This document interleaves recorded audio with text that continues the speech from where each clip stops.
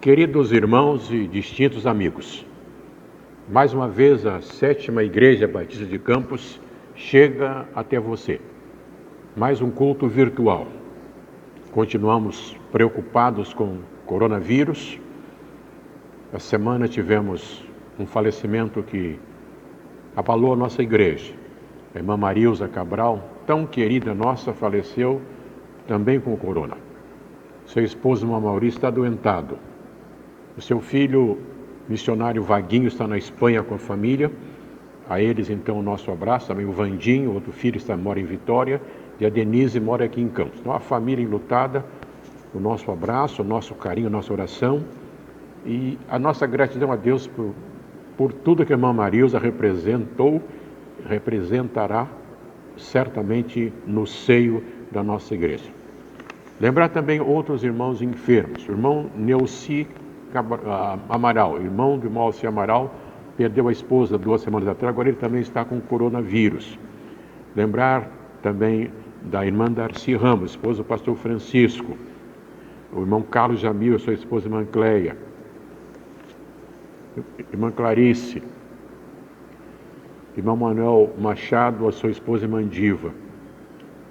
Lembrar da irmã Cristiane também, seu esposo. E tantos outros queridos, a irmã Giovana também adoentada. Então, fica difícil aqui nesta corrida em citar todos os nomes, e eu não quero ser ingrato com ninguém em absoluto, mas, por gentileza, se você não for citado, lembramos, todos os enfermos estão sendo lembrados agora também neste momento de oração. Agradecer ao grupo que está dando apoio às nossas gravações, o pessoal da técnica, os irmãos que cantam, que tocam. Eu agradeço de coração esse apoio, esse carinho para com a igreja, também esse carinho para com o próprio pastor. Lembrar também de orar pelos pastores da igreja. Pastor Francisco Ramos está com a sua esposa, irmã Darcy, adoentada. O telefone do pastor Francisco, 99896-7571. Pastor Antônio Narciso, companheiro querido também, Antônio Narciso, 9983-49341. Também orar pela pastora Jaqueline e pelo pastor Davi Pandino. E o pastor Camilo, o telefone dele, 98121-1650. Agradecer também a todos que têm contribuído com as suas ofertas para que a igreja continue realizando o seu trabalho. Toda quarta-feira, a diretoria da igreja tem um representante aqui na igreja para receber as ofertas e os dízimos. Quarta-feira de manhã e quarta-feira à tarde. O telefone da tesouraria da igreja, 2732-7127. E orar também, lembrei, o pastor Francisco está às ordens, o pastor Narciso e o pastor Camilo estamos às ordens dos irmãos. Vamos orar agora um instante, queridos. Orar pelo nosso município, Campos dos Goitacazes. Já quase uns 45 mortos já. Orar pelo estado do Rio, São Paulo, Ceará, Manaus, enfim, o Brasil todo que sofre. Lembrar também daquelas dores que temos pessoalmente, nos lares, com desemprego, enfim, que Deus esteja abençoando cada um de nós e todos nós. Então vamos orar. Nosso Deus, nosso Pai, nos colocamos às Tuas mãos nesta hora, agradecendo o privilégio de poder falar contigo. Tu és o nosso Criador, Tu és o nosso sustentador, e em Jesus Cristo Tu és o nosso amorável Salvador. Assim nos colocamos nas Tuas mãos. Obrigado pelas Tuas bênçãos tão grandes sobre nós, sobre nossas famílias, sobre a Tua igreja, sobre a nossa cidade, sobre o nosso país. Continua conosco e agora fala ao nosso coração pela Tua palavra. Assim nós oramos e Te agradecemos em nome de Jesus. Amém. Queridos, agora vamos ter um tempo de meditação na palavra do Senhor. É um tempo especial. Sempre que nós temos o privilégio de ler a palavra e comunicá-la, nós temos uma responsabilidade maior.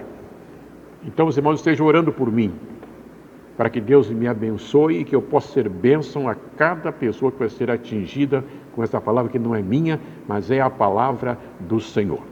Eu leio 5 versos bíblicos e que vou enunciando agora. O primeiro texto, Deuteronômio, capítulo 16, verso 19, diz assim: Não torcerás a justiça, não farás acepção de pessoas, não tomarás suborno, porque o suborno cega os olhos dos sábios e subverte a causa dos justos. Outro texto, Atos capítulo 10, verso 34. Então falou Pedro dizendo: reconheço por verdade que Deus não faz acepção de pessoas. Outro texto, Romanos 2, 11. Porque para com Deus não há acepção de pessoas. Efésios capítulo 6, verso 9. E vós, senhores, de igual modo procedei para com eles, deixando as ameaças, sabendo que o Senhor, tanto deles como vosso, está nos céus, e que para com ele, Deus, não há acepção de pessoas. E Tiago diz: meus irmãos, não tenhais a fé em nosso Senhor Jesus Cristo, Senhor da glória, em acepção de pessoas. Tiago 2:1. E na primeira carta de Pedro, capítulo 17, diz assim: ora, se invocais como Pai aquele que, sem acepção de pessoas, julga segundo as obras de cada um, portai-vos com temor durante o tempo da vossa peregrinação. Amém. Quero pensar um pouquinho sobre esta frase: não consigo respirar. Os irmãos sabem que essa frase foi dita por George Floyd, quando, no dia 25, semana passada, lá em Minneapolis, no Minnesota, Estados Unidos, ele foi abordado por 4 policiais. Foi imobilizado no chão, um policial coloca os seus joelhos sobre a garganta de George Floyd. Observe, George Floyd é evangélico, voluntário em várias campanhas comunitárias, um homem de bem, pai de família. O seu mal, negro. E é público e notório que os policiais brancos americanos parecem que são treinados para se voltarem contra os negros. Eu tenho uma longa existência. Acompanhei a luta de Martin Luther King. Também lembro quando Mahatma Gandhi esteve nos Estados Unidos, indiano, pele escura, foi discriminado nos Estados Unidos. E lembramos também de Hitler, quando na Segunda Guerra Mundial, de 39 a 44, exerceu uma perseguição desenfreada contra os judeus, contra os homossexuais e contra outras classes também.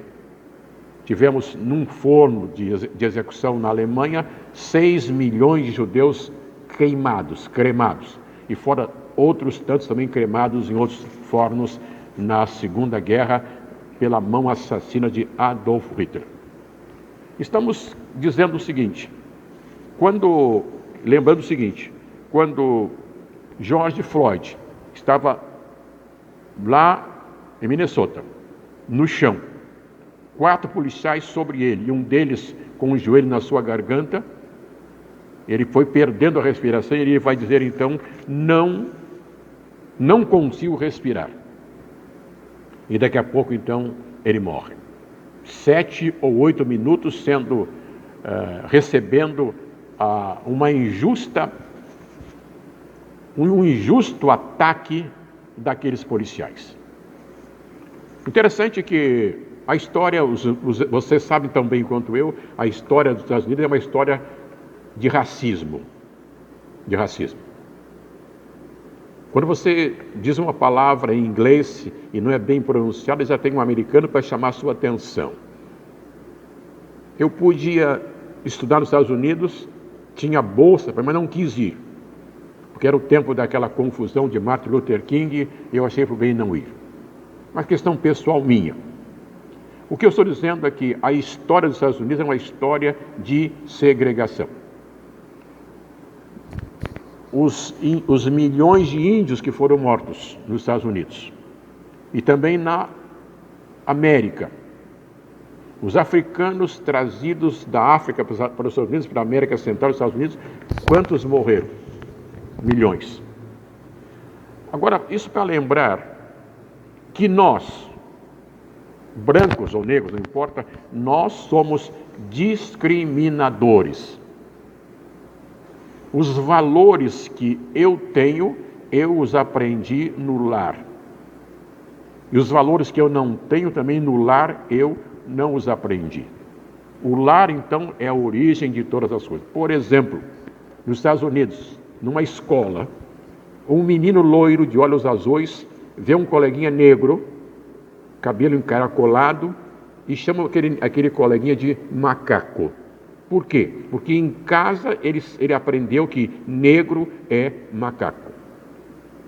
No Brasil temos algumas cenas também nos campos de futebol, quando alguém da torcida joga uma banana para um atleta negro. E a história vai longe. Então, a bem da verdade, nós, repito, somos discriminadores. Eu, sim, eu. E você também. Se não, vejamos. Discriminamos o gordo ou o magro, o feio, o bonito, o rico, o pobre, o simpático, o antipático, o branco, o negro, o índio, o mulato. Aquele que tem cabelo liso, eu não gosto. Outro que tem cabelo encaixado, eu também não gosto. Vem a questão da alta sociedade. Vem o pobre, o mendigo, o favelado, o saudável, o paraplégico, o doutor analfabeto. Ou seja, nós vamos então criando os nossos valores ou desvalores e apoiamos um lado e desaprovamos o outro lado. E no fundo, o que fica? Nós somos discriminadores. Podia também chamar essa palavra de racismo, o tema que persiste. E os conceitos, então, e repito, normalmente o lar é a oficina que vai forjar a nossa personalidade. Se não, vejamos, o pai está em casa, é chamado ao telefone e diz o filho adolescente para a mamãe, o telefonema é para o papai. E o pai faz o sinal com a mão. Não estou, diz que eu não estou. O pai está ensinando o filho a mentir.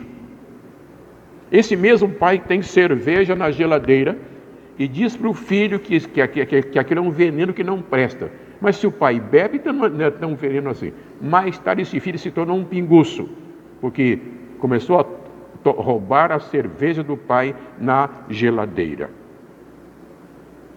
Repito, os valores começam no lar. E uma pergunta, então, com todo o carinho, com toda a educação que eu possa ter. A pergunta é essa: como está o seu lar? Entramos agora em junho, mas ainda o reflexo do mês de maio. Maio, mês do lar. Como é que o seu lar está sendo formado? Como foi formado o seu lar? Os pais ensinando os filhos as boas coisas? Os filhos recebendo do pai a orientação que precisam? Essa família na sociedade somando? Aí vem aquelas palavrinhas mágicas que aprendemos no lar. Bom dia, boa tarde, bênção pai, bênção mãe, se dizia no meu tempo. Abraça aqui, abraça ali, ajuda aqui, ajuda ali. São questões que nós aprendemos no lar. O lar, então, é a oficina que vai forjar a nossa personalidade. E nós, então, voltando à questão do George Floyd nos Estados Unidos. Ele é mais uma vítima inocente da discriminação nos Estados Unidos. Poderia ser no Brasil também, porque no Brasil há histórias muito tristes também de racismo. A minha avó contava uma história interessante. Contava de uma fazenda de escravos. E uma menina adolescente de seus 13, 14 anos estava na cozinha aprendendo a cozinhar. E faziam naquela ocasião, fritavam um bolinho de carne. E a menina pegou um bolinho de carne para comer. Chega a patroa e pega e flagra a negrinha comendo aquele bolinho de carne. E diz: o que você está comendo, negrinha? Assim, e tal, aquela coisa toda. Então, aí o que a senhora faz? Pega o lábio inferior da menina e finca um garfo no lábio daquela menina. Ela ficou uma semana com o lábio inchado porque estava roubando um bolinho de carne de uma casa rica. Brincadeira. E as histórias se multiplicam por aí. Então eu quero lembrar o seguinte: os textos que eu li falam uma coisa importante. Deus pode fazer acepção de pessoas, porque Deus é único, é santo, está num patamar que nós não alcançamos e não alcançaríamos, mas esse Deus santo me perdoa, esse Deus santo me ama, esse Deus santo me ajuda, esse Deus santo quer o meu bem, não quer que eu me perca, não quer que eu vá para o inferno. Ele diz: não tenho prazer na morte do ímpio, escolhe, pois, a vida para que vivas, porque Deus amou o mundo de tal maneira que deu o seu Filho para a salvação de todos, inclusive eu, inclusive você. Então, vamos tomar como padrão de nossa vida, não o doutor fulano, nem a doutora fulana, nem o Trump, nem seja quem for. Tomemos o Senhor como nosso padrão. Pedro fala sobre Jesus, seguindo os passos de Jesus, e aquele verso deu um livro bonito, em seus passos que faria Jesus. Então, queridos, nesta ocasião histórica, tristemente histórica, quando lamentamos o trucidamento de um pai de família negro-americano, cristão, deixa 2 filhos no mundo, deixa uma viúva chorando, deixa a sociedade chorando. O que vamos fazer? O que vamos fazer? Temos que olhar para Jesus. Temos que nos voltar à palavra de Deus, a Bíblia Sagrada, e dela recolher aquela orientação para andarmos na bela estrada da vida, tendo Jesus como Salvador e como Senhor. Quando George Floyd diz: não consigo respirar, isso me lembra tantas pessoas que estão sendo esmagadas nesse contexto social. Não conseguem respirar, não conseguem um espaço nobre, não conseguem um espaço digno. Aqui em Campos, onde eu moro, me lembro uma vez, havia uma vaga num trabalho. Alguém me procurou para eu dar uma indicação para aquela pessoa conseguir aquela vaga. Eu fiz um bilhetinho e a pessoa vai lá onde havia vaga. E quem a atendeu disse assim: quem foi que te mandou? Foi o pastor Camilo. Ah, tudo bem. Ou seja, havia vaga. Mas se não houvesse o meu bilhete, não haveria vaga. Isso é discriminação também. E eu teria muito que falar, mas não quero ser enfadonho, nem mal educado. Mas chama a minha atenção. Eu também segrego. Eu também faço as minhas discriminações e que Deus me perdoe por isso. E você da mesma forma. Mas me alegro, fico feliz quando eu olho para Deus, e sei que Ele me atende. Estou lembrando, e eu quero terminar, um pastor americano que eu ouvi falar no Brasil, no tempo do presidente Kennedy. Ele escreveu um livro e queria dar um exemplar daquele livro para o presidente Kennedy. Ele marcou audiência para ir na Casa Branca.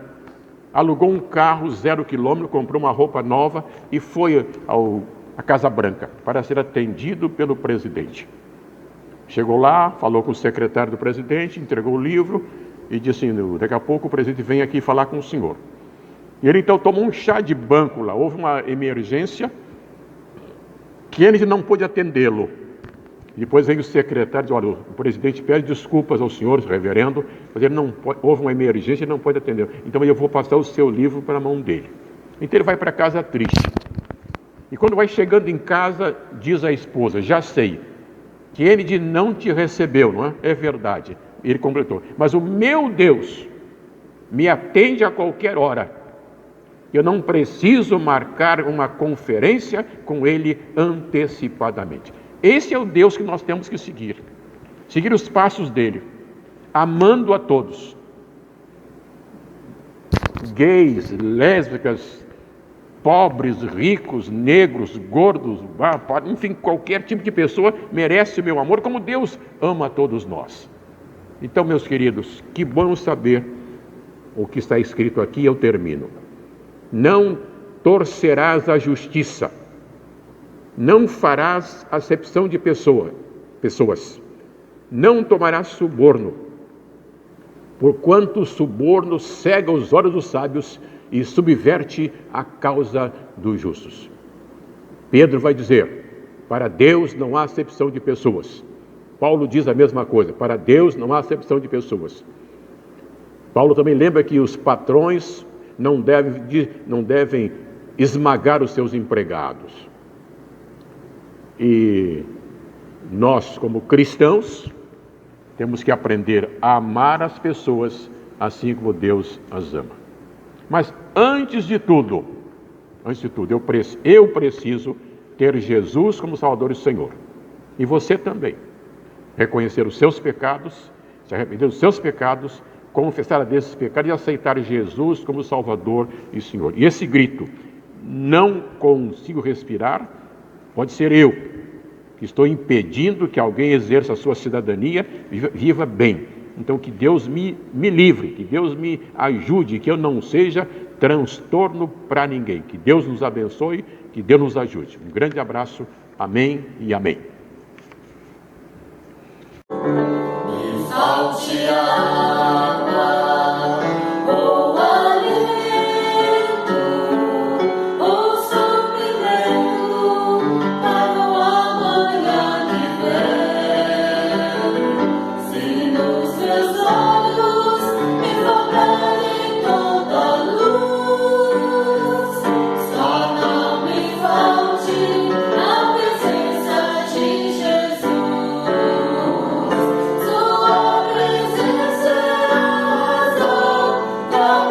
Fé.